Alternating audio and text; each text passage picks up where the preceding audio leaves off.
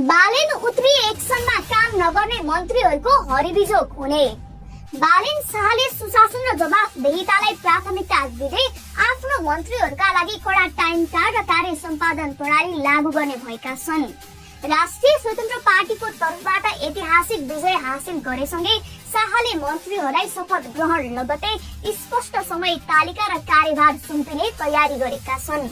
यो योजना अन्तर्गत हरेक मन्त्रीले कार्यभार सम्हालेको 100 दिनभित्र सम्पन्न गरिने कामहरूको विस्तृत खाका प्रस्तुत गर्नुपर्नेछ।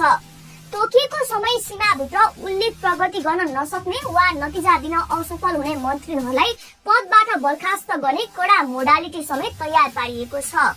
बालेनले काठमाडौँ महानगरपालिकाको मेयर हुँदा ट्राफिक व्यवस्थापनका लागि सुरु गरेको टाइम कार्डको सफल प्रयोगलाई अब राष्ट्रिय राजनीति र मन्त्रीहरूको कार्यशैलीमा उतार्न खोजेका हुन्। यो व्यवस्थाले मन्त्रीहरूलाई केवल पदमा आसीन हुनुको साटो नतिजामुखी बन्न बाध्य बनाउने विश्वास गरिएको छ।